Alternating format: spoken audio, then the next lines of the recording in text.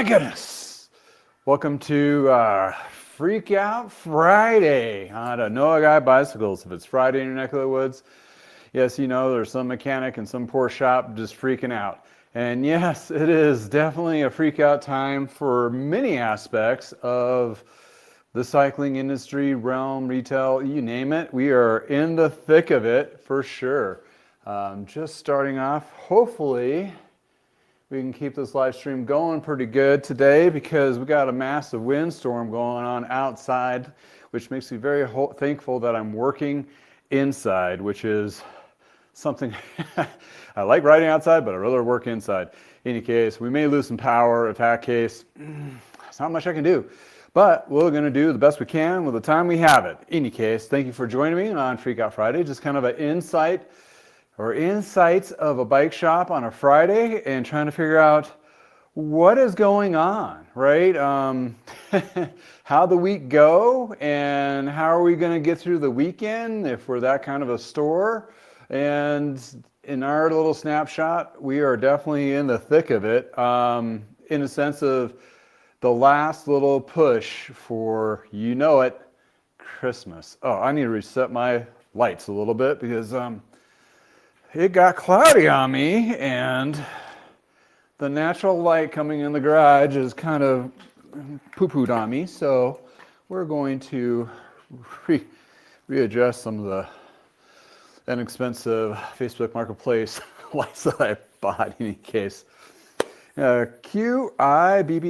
Thank you for joining me. Thank you and happy Friday to you. TGIF for all those who are ready for the weekend before the big holiday. And you know, I said happy holidays to all those, first and foremost, regardless of however you celebrate it.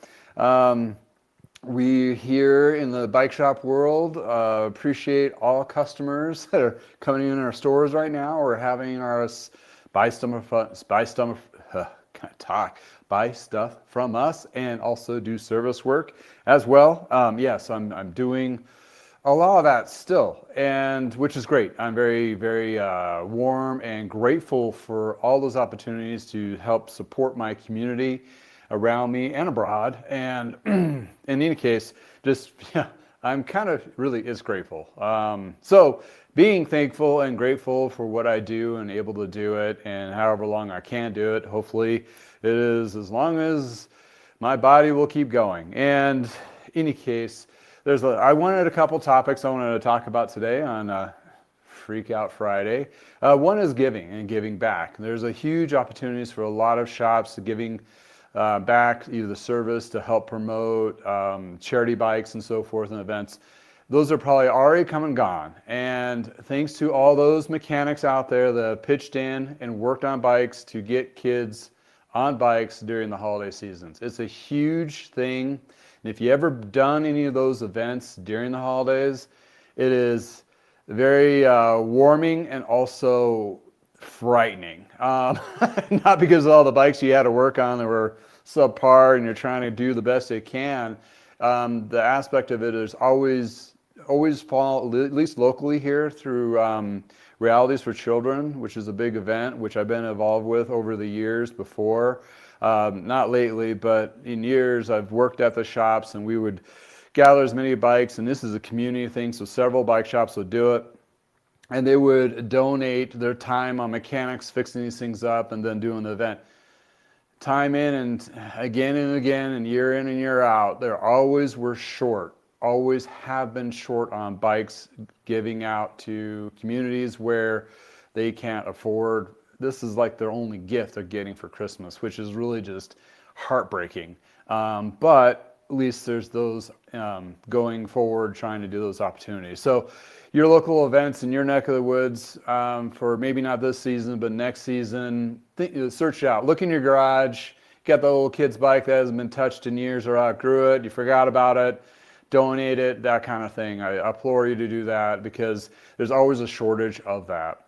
In season, you can do the same thing. I mean, you know, Goodwill and the other ones here in town they make a profit off of it. Well, they'll sell them to keep their nonprofit organization going. There's an opportunity there when you get the spring cleaning. So bikes need to be ridden. So that's what the end of the line, bottom line is like they need to be ridden and out there. So if they're not doing it, there we go. Oh, I got my daughter actually, I think, chiming in the chat from our Bollinger channel, just for a fun channel. So hi. Yeah, our daughter unfortunately came down with the flu this week, so she's at home today in the last couple of days. So I've been Mr. Momming it as well as trying to do stuff. So another layer of freaking out, but I hope she is doing okay. It being the case. So yeah, we're talking about what we've been doing and experiencing in bike shops. We've kind of got over the hump of if a lot of shops are involved, like doing those donations and trying to, get out and trying to be a part of the community and uplifting, as well as balancing any kind of sales that we can, help out with, Christmas bikes, those kinds of things. So it's just kind of a mad dash of a whole bunch of different things. But that is the bike shop realm. It's usually not too terribly busy. It is to some level an opportunity for shops to, do more service or get bikes ready for Christmas and so forth. But it pales comparison to big box stores, which I had experience working at Big Five Sporting Goods, where it's just freaking insane. And working for them over 9 years, GM and numbers and all that, it's basically 3 months of summer compressed into 1 month during the holidays, because they sell everything from shoes to workout clothing to everything else underneath. So it's a bigger, wider audience of customer base during the off season, or during the holiday season. So in any case, that was a huge brain twist crusher in my experience over time.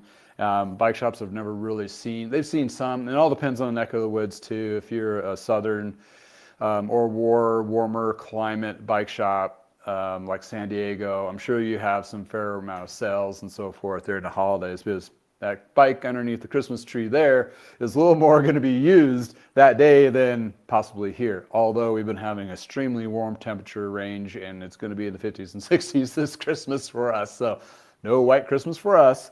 But in any case, it's all right. It is what it is. Oh, I need to there we go. Keep forgetting I'm streaming on both platforms, vertical and horizontal, and I need to add the chat so all of you can see, because they don't share, because it's technically 2 streamings at the same time. In any case, technical issues there. Apparently, I got my daughter just watching me, so hey, that makes me warm and fuzzy inside. So what we're talking about is, bike shops that do the charity work, and then you have the people that have bikes that do the big work. They donate what they have for us to give. And I want to talk about a couple of companies, 2 specific ones that I've seen recently in listings or articles or what have you. And I am recovering from a cold, so if I just have a little coughing fit, I do apologize. I forgot my cough drop, so.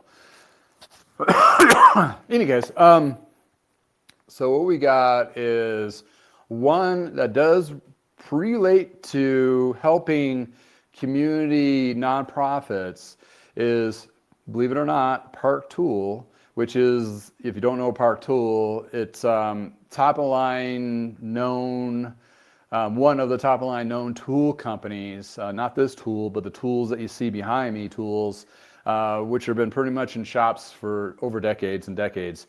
And they always give out several $1,000s, if not more than that, in tools to a selected winner nonprofit organization. And they've been doing this for years. So it really helps that nonprofit really tool up, literally, to be able to do the good work they do in their communities, which is a win-win. That's a totally awesome thing. That being said, it's a good thing that they're doing, and they're a United States company. They're up in Minnesota, and they built a lot of the tools in the United States for a long time. Not much currently now, but over the years they did as much as they could. So they're a really good company when it comes to that. And yeah, their tools are expensive, and they hardly ever go on sale, but they are tested and tried and true, and they do stand up behind them. So it's one of those things like, yeah, if something does fail, pick up the phone, it'll take care of you.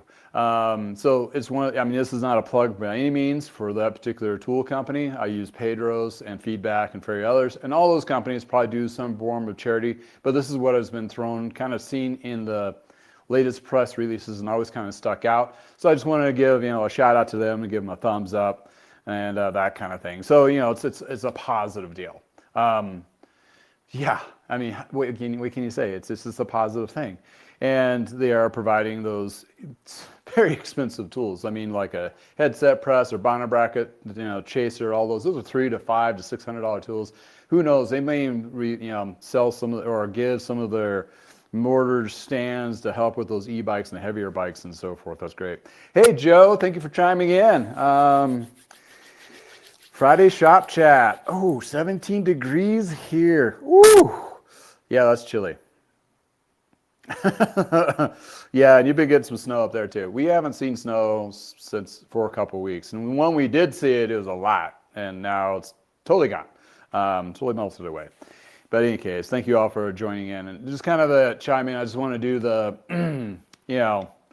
shout out, thank you, and thank you for watching this, because you are what makes this channel what it is today.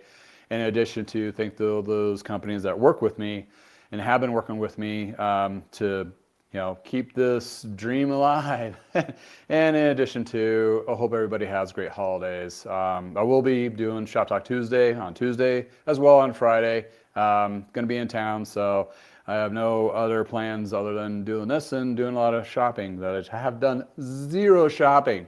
Anybody in the chat, has anybody done any shopping yet? Oh boy. Probably not much at all. Any case, and there's deals to be had-ish. And, there's still overstock on inventory in places where you can get items. And then there's stuff that are becoming more limited and prices are fluctuating. So it's going to be a hit and miss. Right now, to let you know, this is probably the last day you can get something shipped and get it to your house on like a 2-day, if lucky. So this is probably like the red line of shipping, probably is today. So keep that in mind. So if you're looking on Amazon, I have a link below for Amazon suggestions there. Also, if you're looking for wheels or chains from Vital Bike Chains that just chimed in, how you doing there, Bill? Are you done shopping? Oh man. Oh, everybody's got chains. Of course. Of course. Everybody gets a wax chain. So did they get all the speed wax chip, or did they just get endurance because you don't want to see them because they're your family members? Just making that clear, right?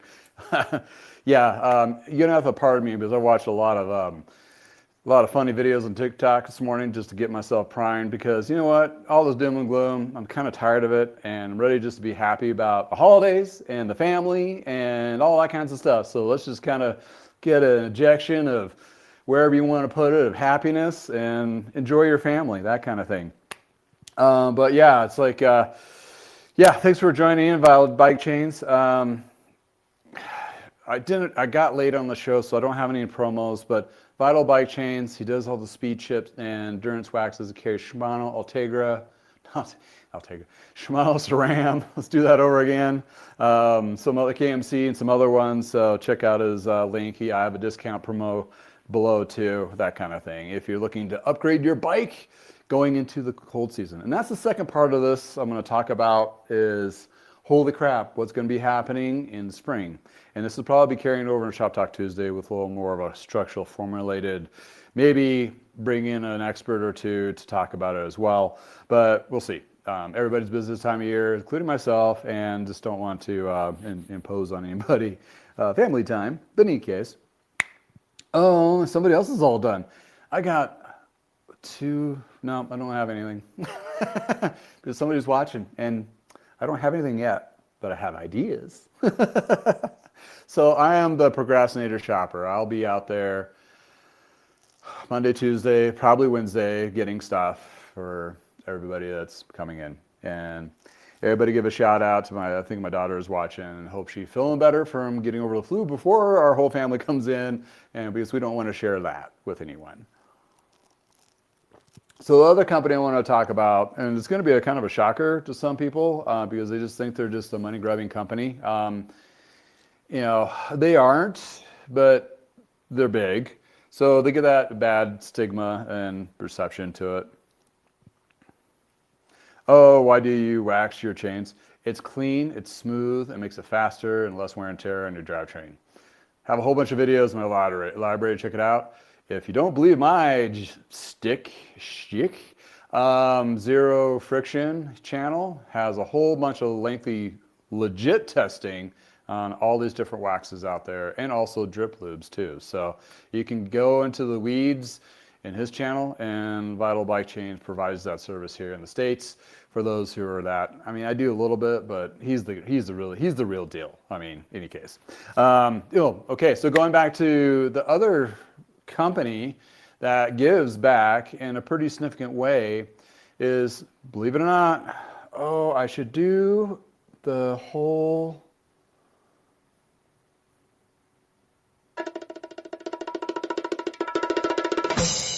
Trek bicycles, believe it or not.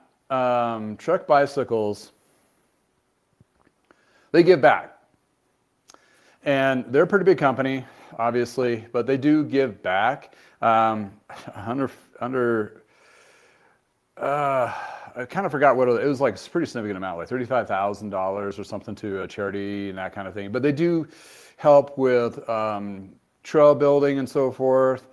Even though they're the big bad chain store kind of thing within the cycling industry, because they have corporate stores and all that, but they saw opportunity. They're a for-profit company, so can't put them too back. And then again, all those big companies become targets. So I do have several buddies that still work for Trek corporate within the retail platform of it. They seem to be treated right. They're getting decent pay. They got health benefits and all that. So needless to say, how you feel about them.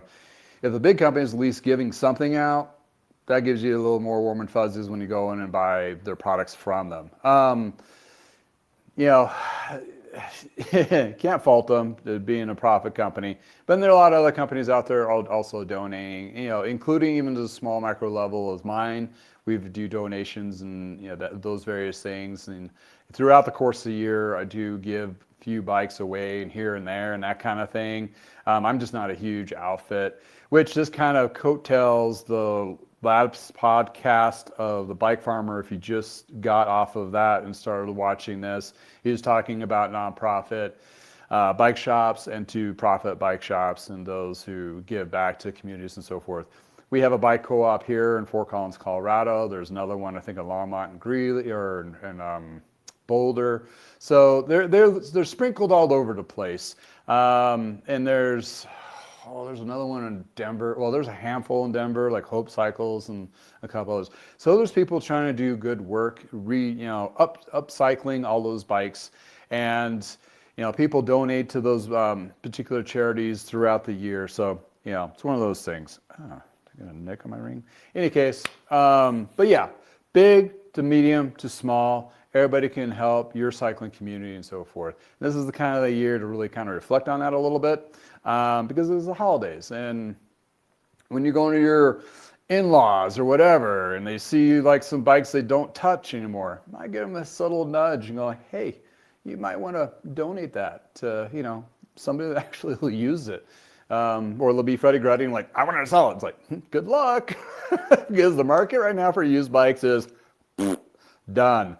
It's pretty quiet, quite honestly, and it's really gotten sterilely quiet in the last couple of weeks. So a lot less things are selling, even in the used part realm with parts and frames and so forth. Have been pretty kind of quiet. It is kind of expected. It is a cycling, pullback. And then in January, people start buying again, getting ready for the season, or if they're already in season like they are in Florida, Texas, and various other places. Definitely it is.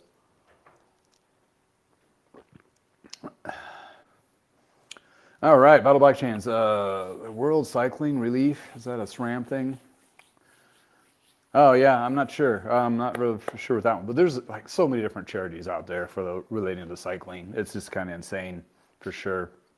And it's just you just hope that all those big companies that can do, at least do a little. And I mean, for even companies like, for example, Lightspeed. Lightspeed's kind of crazy because it's a high-end titanium bike company, and they've been around for a long time.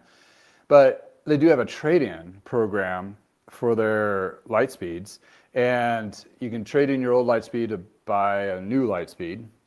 Get into through axle, disc brake, Di2, whatever, electronic shifting, wherever you want to go with, gravel, that kind of thing. Well, they take those old Lightspeeds, they have such high confidence of those particular bikes, they donate them to a nonprofit in Atlanta. And a nonprofit in Atlanta uses the money when they sell them to tool and train and keep their nonprofit going. And what's really nice is they're teaching people how to work on bikes, which is a very deficit in the cycling industry right now. There's no schools anymore. There's only a couple left. Barnett's got closed down by QBP. That was one of the big ones over the last decades that got shut down. And a few others are just barely getting by. So in this kind of state of the state, with a combination of, there's a lot of lack of small bike shops like they used to be in the 90s and early 2000s, which cultivated a lot of up and coming mechanics from high school to college are gone. So that's a big deficit, and you want people to work on your bike, which will allude to the second half of the conversation here of the total freak out, the real freak out. Yeah, it's one of those things. In any case, yeah, and what I've been working on this week, various other things. Also, I had a short, I think it dropped today. It's over a Trek 1000 and a Trek 1000 WSD, which is women's specific design. If you don't know what women's WSD, yeah, it's one of those things where a bike company made a frame, and one went to the WSD mart and one went to just the standard paint. And the difference is for women's specific was different bars, different shifters for brake reach and saddle, maybe a little bit shorter crank arm. That's really about it. There wasn't really any difference between the frames between them. Not all bike lines are like that. Some have variation differences, but within Trek, they did have some that were very specific frames for each Nord, but it's usually the upper end.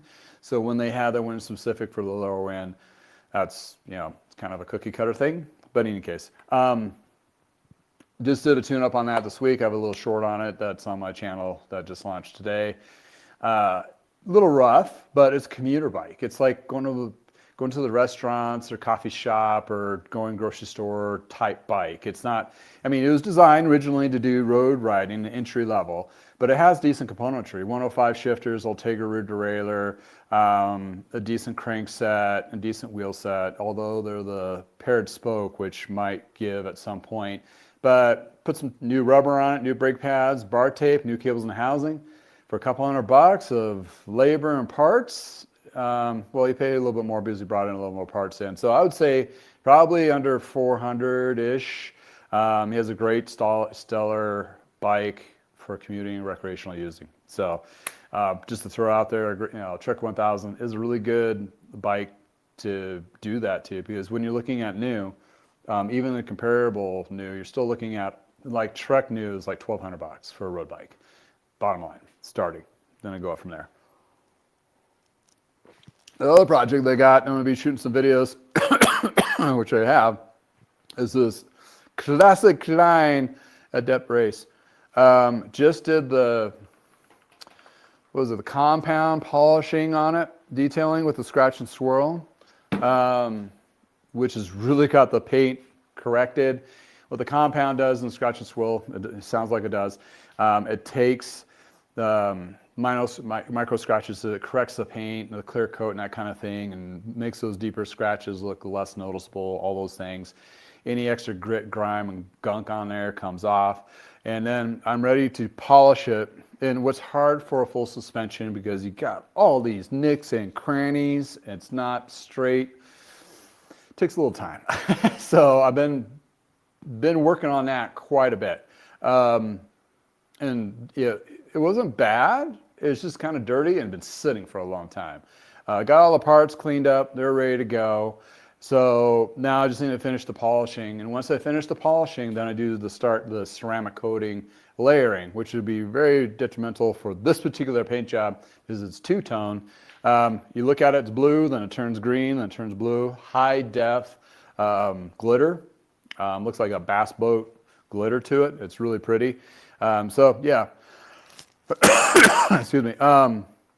It is designed to do V-brake and disc. So I bought a set of wheels. So I'm going to feature that in a separate video on those, or had some wheels built up that will really nicely pair. Because the wheels that did come with it, it had a mix match, and this particular bike, I think it really needs to have matchy-matchy wheels. So that's the kind of long attention detail. I'm going to be doing that, double checking suspension, all that. But I think it's going to come out beautifully. And for some client follower out there that loves suspension, beautiful paint job, this is going to be a gem for them for sure.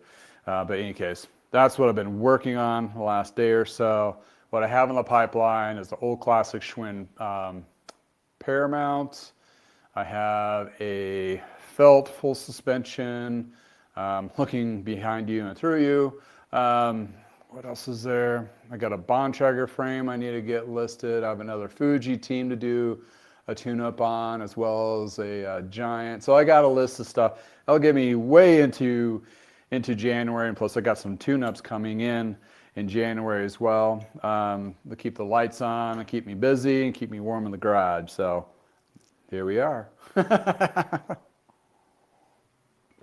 In any case, I know everybody's probably taking off. They're probably on their travels today, trying to get to wherever they're supposed to be or preparing for the holidays. So it is what it is.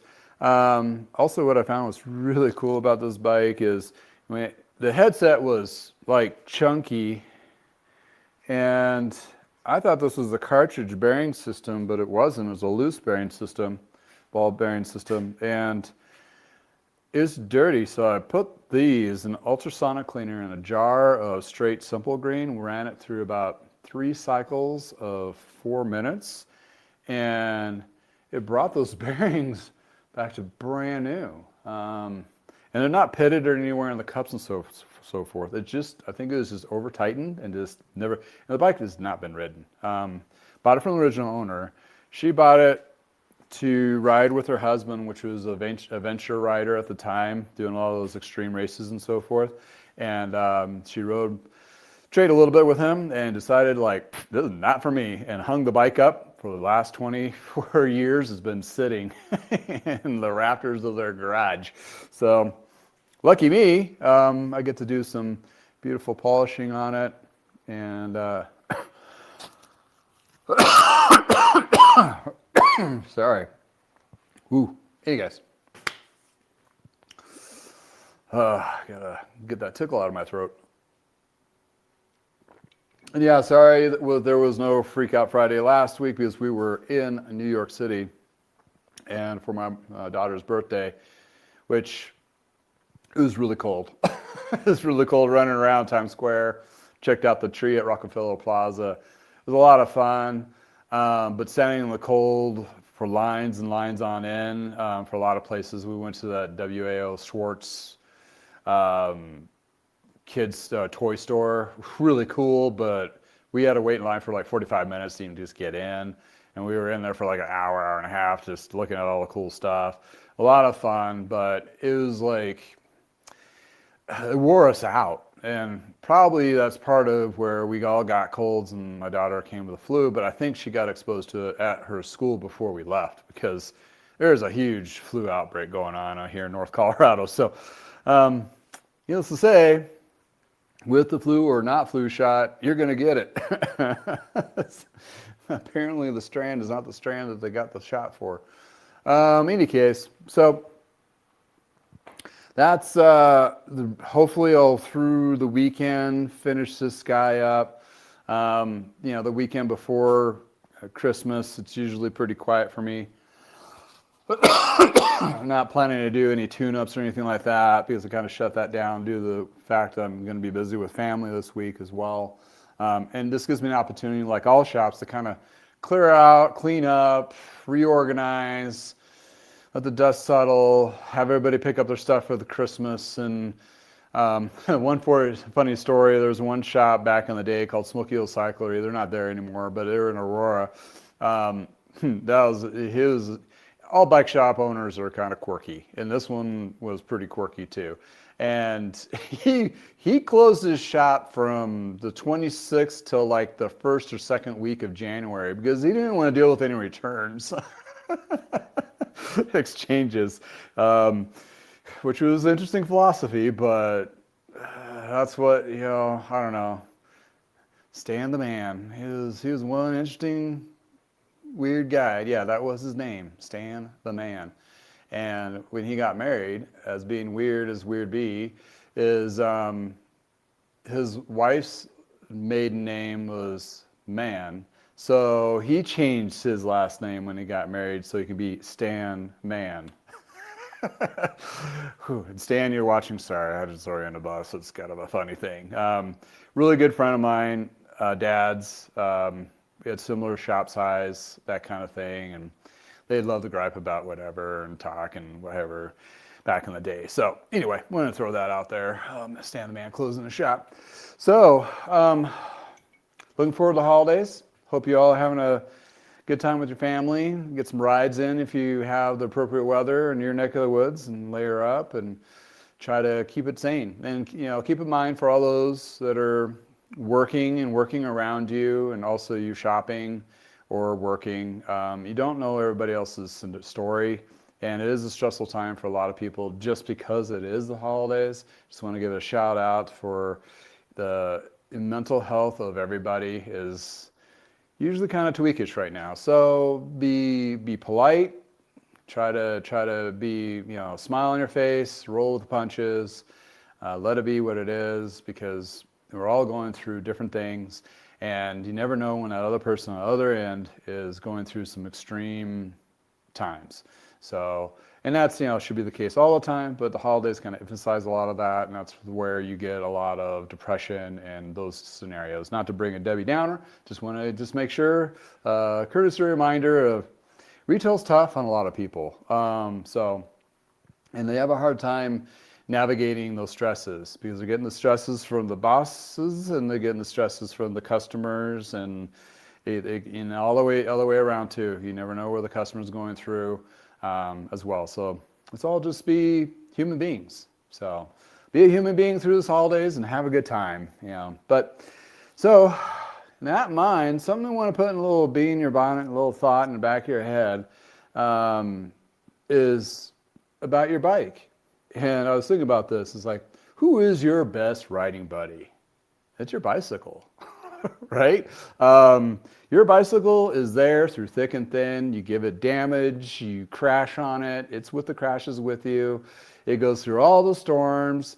It goes through all the travel, all the hardships and so forth. And a lot of us just put those buddies just away, ridden hard, and put away, the scenario.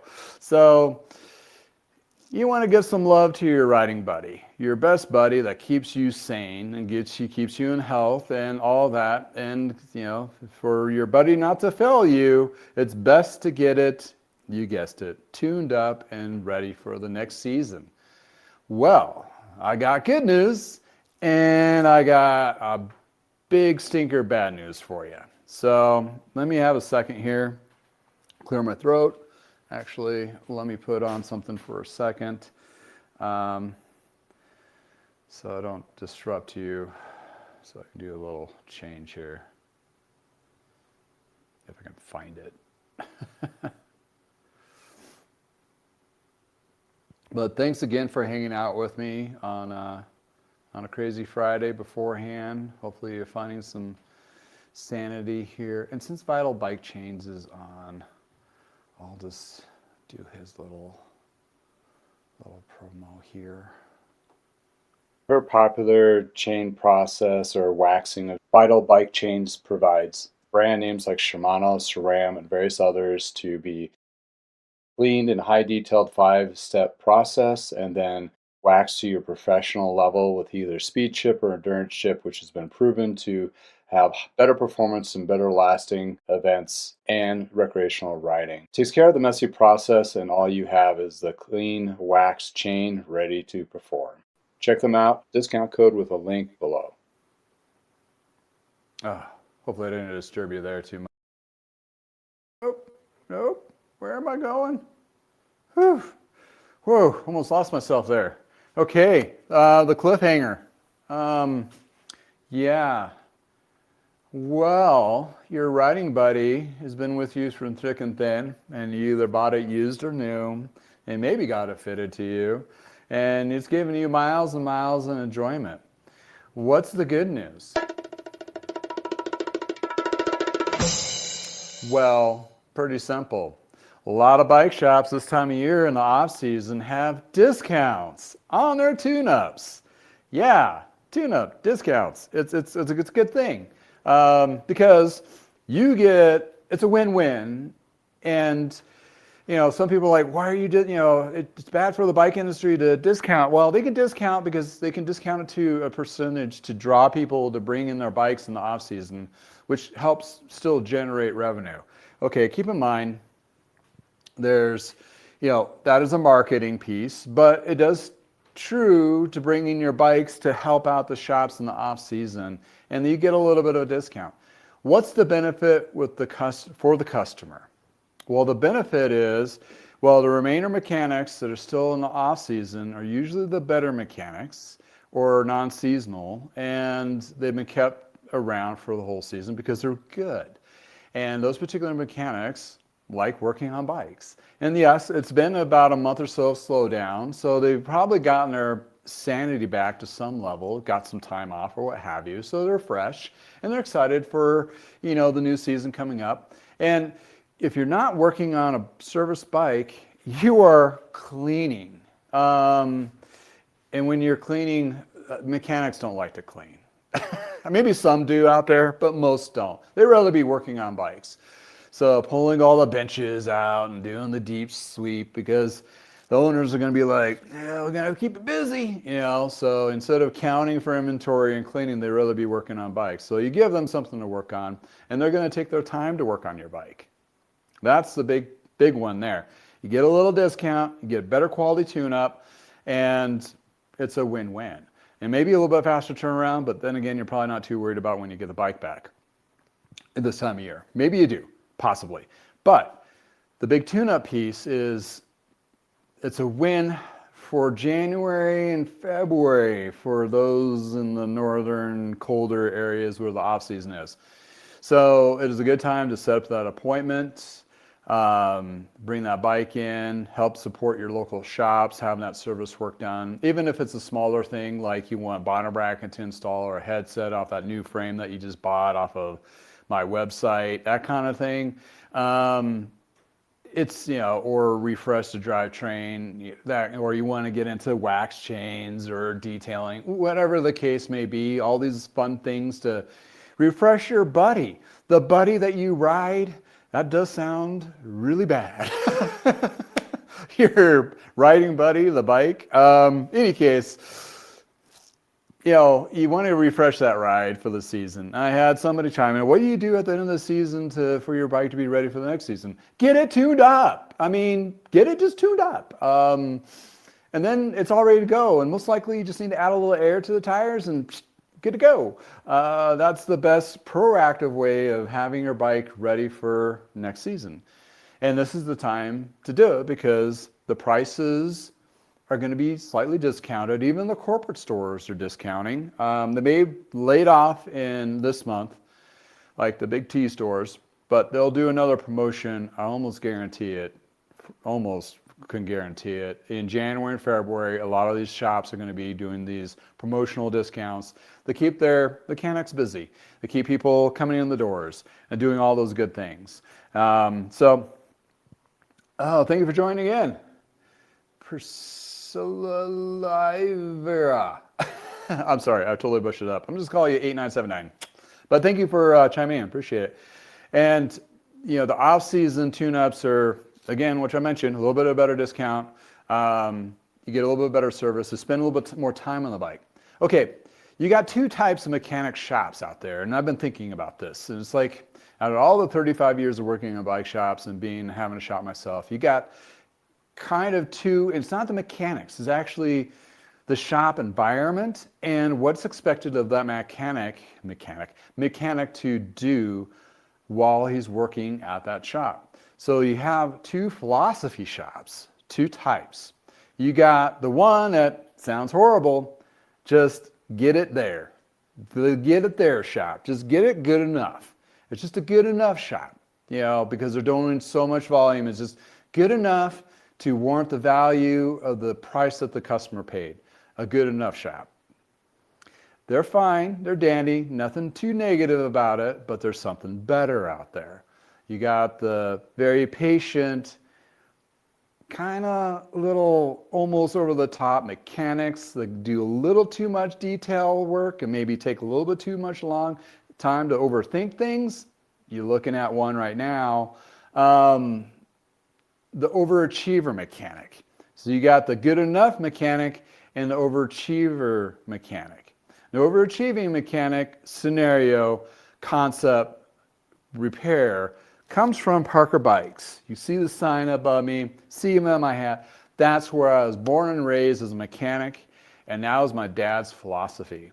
If you're not going to do it, right? Don't do it at all. It's one of those things. You got to always be honest with the customer. You got to take your time to make sure it's done right. So that philosophy is still ingrained into me, as well as a lot of other shops. I'm not going to say a lot of shops are bad out there. I'm going to say there's some shops that are exceptionally good. Reason being is they take their time, they're going to do it right, and they'll dive into certain parts of the bike, even though you may not even come out and may not even ask for it to be done, but they found something wrong and they're just going to do it. So some shops will charge for every little thing, and that's fine because we're for profit mostly to make it business. And then you have shops that, we'll charge you twice next time. Concept. Same thing with my dad. We'll charge you twice next time for little things here and there. You're already there. You're digging into it. What's the bottom line? What we try to do at the end result for all bikes, for sure, from all shops. It functions well, and it's safe.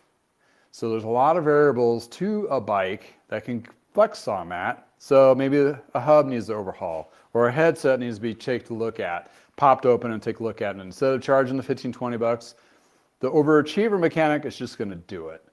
And overachieving shop, the service department requirements, depending, some are like, you got to charge for every little thing.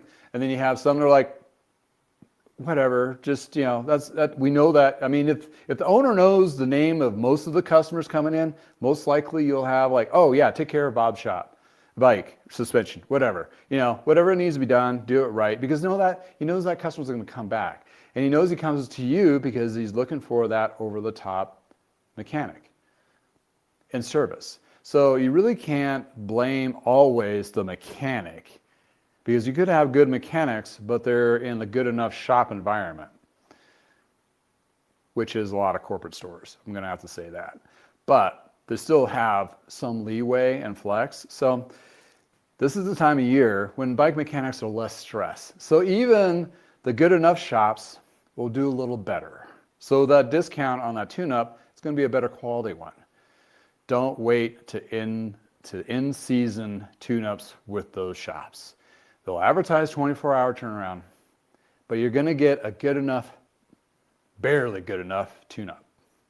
So that's part of the stinker of the down part of this. It's all about timing.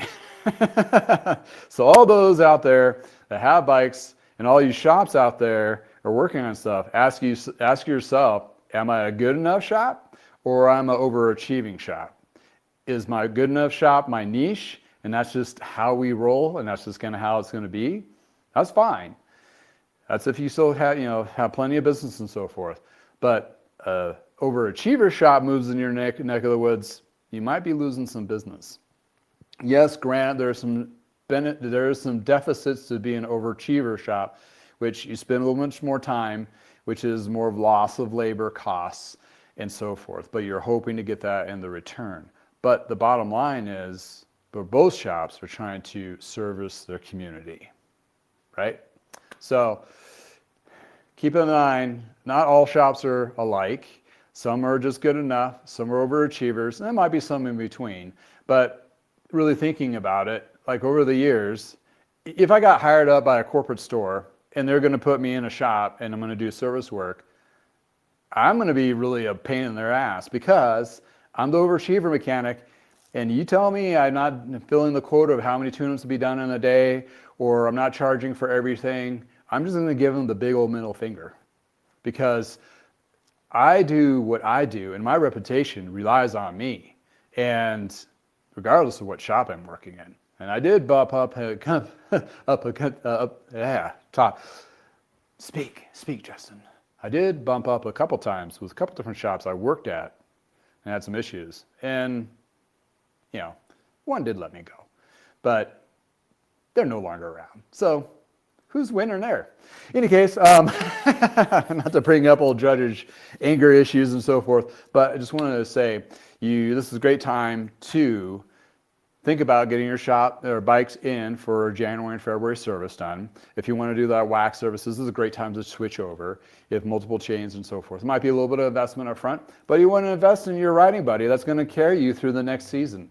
And if the shop does the tune-ups like the overachiever bike shops, your tune-up will last all season for the most part, less barring any major issues, crashes and so forth, or just ride a lot. But I've found the tune-ups that I've been doing last almost 2 years before they really need a new tune-up. So therefore, you may pay a little bit more for that overachieving shop, even with a discount, but you're still getting the value out of it. And also depends on the shop and your vibe. I mean, don't take a road bike to a mountain bike shop. It doesn't really make sense. Fill that niche for what bike you have. Sometimes you'll have to go to 2 different shops in your neck of the woods. One's for road, one's for mountain, one's for gravel or whatever. And there you may have to do that. But those shops are becoming more defined and more niche shops because of just our environment, and it's going to continue to do so. So that's the changing ebb and flow of what's going on in our cycling industry. Good, bad, or otherwise, how you say it, it is change, and it's going to change, and it's going to continue to change, regardless of what's going on. And that does not isolate to the States, which a lot of it is problematically starting from the States. But that bleeds out through globally. Shops in Europe, same thing. Some of the shops in Europe have been like that for decades. So, needless to say, this is the great time to have that bike done. Here's the real big stinky pain that everybody's going to not like. And bike shops and customers alike are not going to like this, but they're going to have to do it. And this is painful because at some point, if not at the beginning of the season or beginning of the year, they will have to do at the beginning of the season. Like myself, yours truly, we're going to have to raise our rates. Ooh, that's painful to do because that customer, that's been a good customer coming in, you have to tell them it's going to be $50, $100 more for the same tune-up. Why? Well, things have gone up in price, everything. And they're not, needless to say, they're saying they're going down. It's not everything. For run of business, when it comes to bike shops, our chains are more expensive. Our tires are more expensive. The bikes are more expensive. Everything, cables and housing are going to be more expensive. Not like eggs or gasoline. That will not go down. So once it goes up, it stays up. And historically, gone through a lot of these in the last 35 years, the prices will most likely stay the same, especially in the bread and butter stuff, which affects service. In addition to all those mechanics that are working, everything in their personal lives have gotten more expensive. Therefore, cost of living has technically gone up. Now, I don't want to bring this up and be political or anything about it, but that's just the reality of it. Bike mechanics in the whole, in usual, in normal, are already being paid too little for high expectations of their skilled labor. Therefore, that needs to go up. Labor rates are going to go up. Bike shop people, I know some of you shop people out there are watching, it's like, oh, man, I don't want to raise it because I don't want to turn away business. Everybody is going to have to do it. It's almost expected. So you're going to have to raise your labor rates. Whatever the percentage is, it will depend on your neck of the woods. But for me, it's like 50, $100 more. Why? Because even though I have very little overhead, things still cost me and cost me otherwise. Therefore, everything has to go up a little bit. And looking at the general labor rates of what I've always been a way lower, and I didn't been devalued my time. Basically, I'm working way below minimum wage. So to adjust correctly, I'm going to have to bring that price up. By demand, it's going to have to happen because number one, right now, going into next season, high-end bike sales are going to stay flat, have been flat. The ones that have already been on sale have already been direct to consumer for the most part. So the local bike shops are not having that customer coming in the door. The entry-level bikes are not quite there and for sales, not in the volume that they need to be to support that. And in accessories and so forth are more expensive. So a lot of people are going to be going online to buy all that other stuff. So that really undercuts the bike shop almost in whole, except for the service. And the service part is what's carrying them so far for a lot of shops of moving, keeping the needle and keeping the lights on going forward. That's going to unfortunately have to increase. Is it justified? Yes, it actually should have been done a couple of years ago.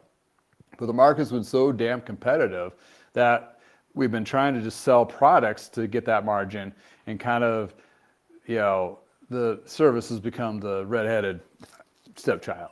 But now it's in front forward to everyone. And a lot of shops, that's the only way they're actually making any money. So therefore, they're going to have to invest more tools, more time and labor, more training, and more higher level wage for these mechanics to sustain them, to keep them in those shops. That's just the painful part. So get your tune-ups done now before we all have to bring up our prices.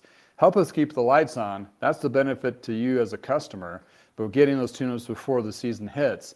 And when the season hits, expect longer wait times and more expensive tune-ups because we're going to have a week or two out to 3 weeks out on turnaround anyway. That's when the volume hits. Why is the volume going to hit that hard? Like last year, things are expensive. They're watching their pennies. They're going to not buy used to buy new. They're going to buy used if they're going to buy a bike, and they're going to have them redone or fix up what they have. So we're in that scenario, which we've seen that time and time again with any kind of downturn or recession portion. Yeah, I said it. Not that great of economical stance. And this is not just the United States. This is global. So when you're looking at this scenario, yeah, it's all going to be labor. They'll take care of you, but then again, it's going to cost you a little more, which in hand, everything else is going to cost you more. Therefore, that's a horrible feedback loop. But in any case, that's kind of where we're at right now. Plumbers have high dollars, car mechanics, high dollars. Not shocking when the bike shops has high dollars. Heavy metal cycles, exactly. I mean, the bike mechanic as an industries go, which compared to the car industry, motocross industry, even like plumbers, heating, any of that stuff, all their wages have gone up. All the costs on that for you to have those services have gone up.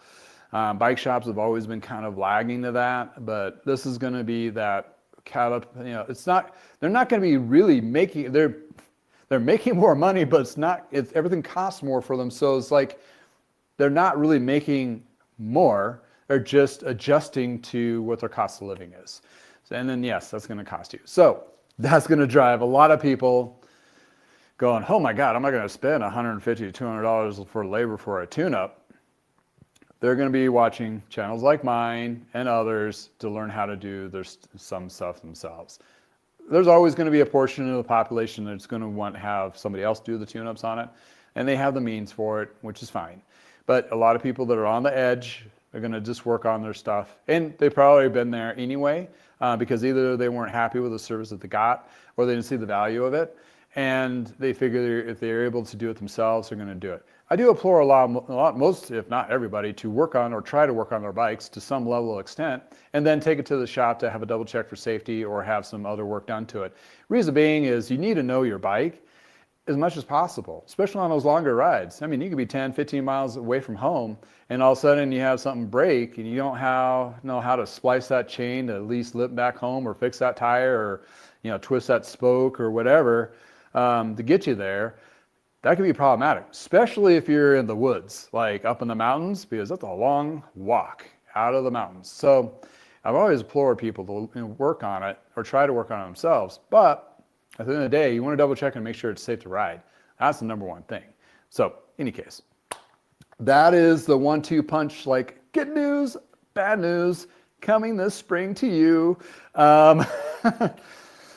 Yeah, I mean, you gotta, it is what it is. And I wish I could charge 90s tune-up prices of the $35 tune-ups and the the $100, $150. I think our overhaul was $150. Like, we took the bearings apart and the bottom bracket and everything. It was like $150 or something like that. We spent like 4 hours on a bike. And now today, with the profitability and all that, it's just not there. So even when you have low overhead like I do, like myself, and do other things, your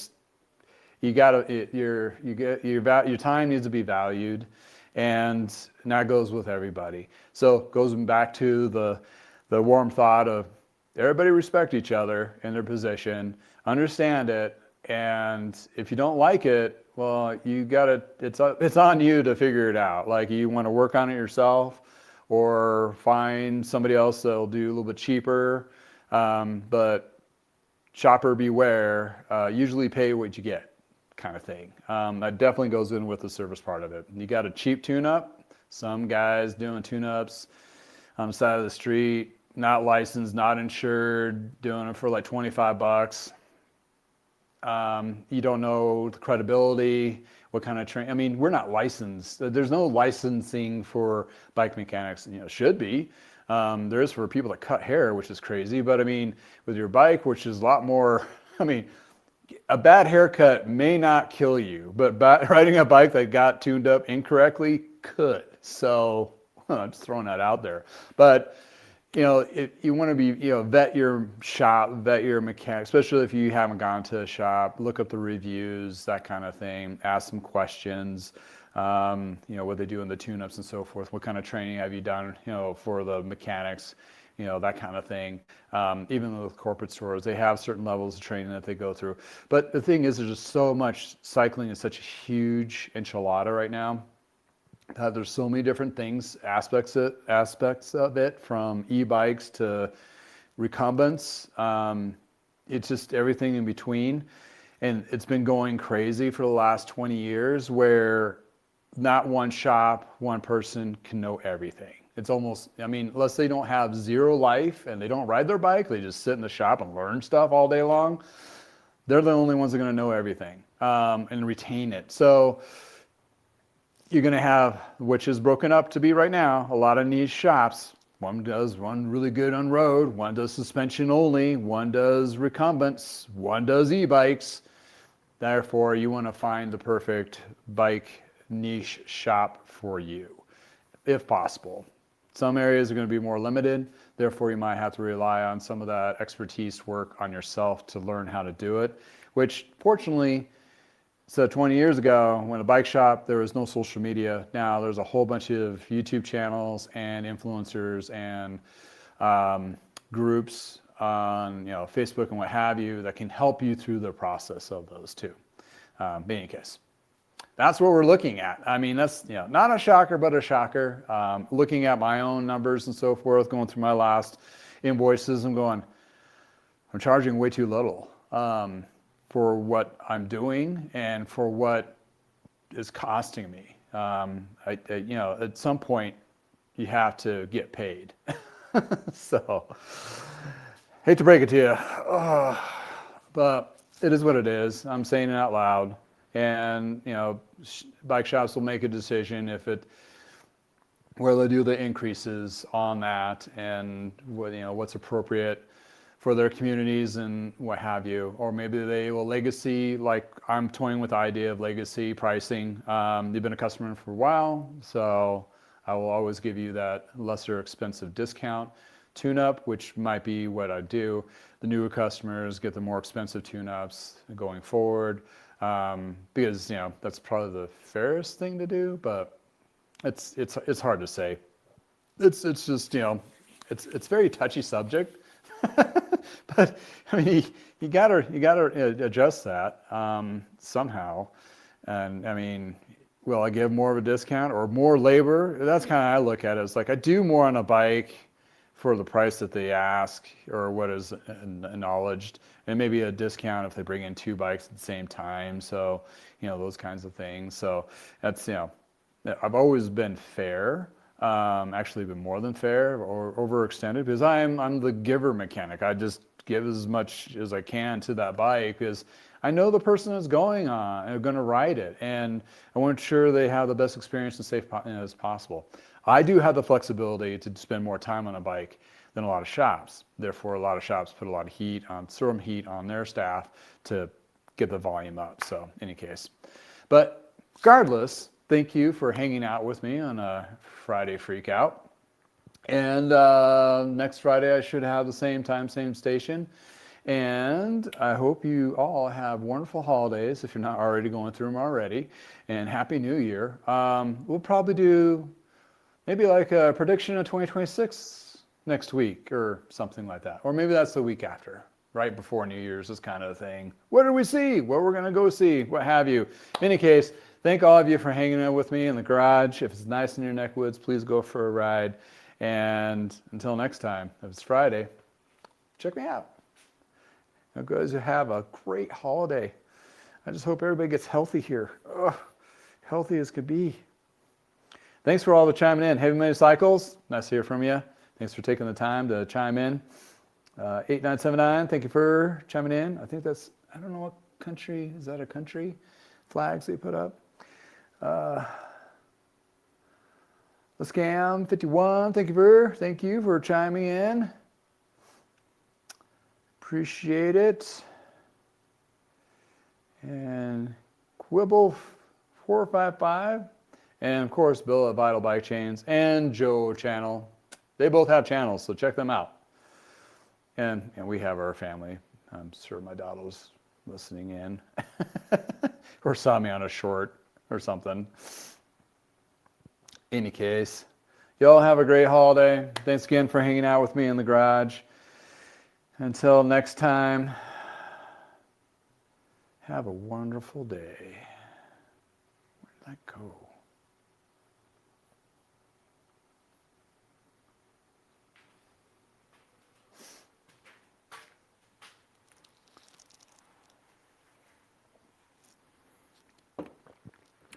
I better get working on some bikes. People are going to be accusing me not working on bikes. Do more talking than working. I guess that's always been my downfall. Jibber jabber, jibber jabber.